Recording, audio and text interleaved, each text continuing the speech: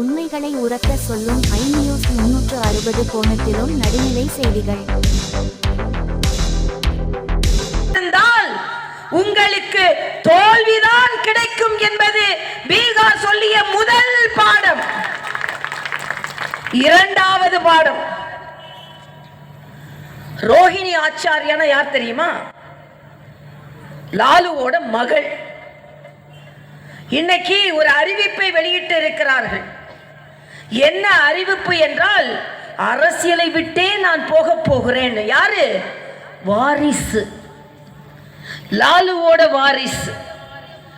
லாலுவோட முத பையன் படுதோல்வி, இரண்டாவது பையன் தேஜஸ்வி யாதவ் முதலமைச்சராக முன்னிறுத்தப்பட்டவர். மேலும் கீழும் மேலும் கீழும் வெற்றி பெறுவாரா, வெற்றி பெற மாட்டாரா, வெற்றி பெறுவாரா, வெற்றி பெற மாட்டாரா என்று கடைசியில் கொஞ்ச வாக்குகளை வைத்து வெறும் 35 தொகுதிகளில் ஒரு தொகுதியாக நீங்கள் வெற்றி பெற்றிருக்கிறீர்கள். வாரிசு வாரிசு வாரிசு. ஆக பீகார் என்ன பதிலை சொல்லி இருக்கிறது இந்த பாரத தேசத்திற்கும் தமிழகத்திற்கும் என்றால், இன்னொரு வாரிசு பிரச்சாரம் பண்ணார், ராகுல் காந்தி என்ற வாரிசு. ஆக வாரிசுகளுக்கு எங்களது ஆதரவு இல்லை என்பதை பீகார் சொல்லி இருக்கிறது. அதே பதிலை தமிழகமும் சொல்லும்.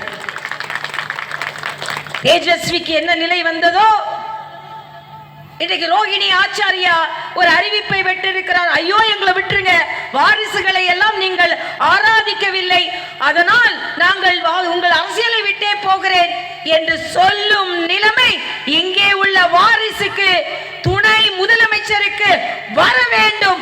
அதைத்தான் தமிழக மக்கள் செய்து முடிக்க வேண்டும் என்று கேட்கிறேன். திராவிட முன்னேற்ற கழக சகோதரர்கள் யாராவது இந்த பக்கம் கேட்டுக்கொண்டிருந்தால், நீங்கள் உழைக்கவில்லையா?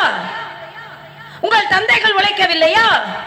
அண்ணன் துரைமுருகன், அதாவது மேடையில் ஸ்டாலின் உட்கார்ந்திருக்கார், ராஜேந்திர சோழனா, பக்கத்துல ராஜேந்திர சோழனா. யாரு? உதயநிதி. எதுக்குன்னா, தம்பி கதிருக்கு மாவட்ட செயலாளர் கொடுத்த உடனே அப்படியே குடியாட்சிக்கு போயிட்டாங்க, முடியாட்சிக்கு போயிட்டாங்க. வெட்கம் இல்லை உங்களுக்கெல்லாம்? ஆக வாரிசுகளை தூக்கி வீசியது பீகார், அதே போல இந்த வாரிசுகளை தூக்கி வீச தமிழகம் காத்திருக்கிறது. இது ஸ்டாலின் அவர்களுக்கு கொடுத்திருக்கின்ற இரண்டாவது பாடம்.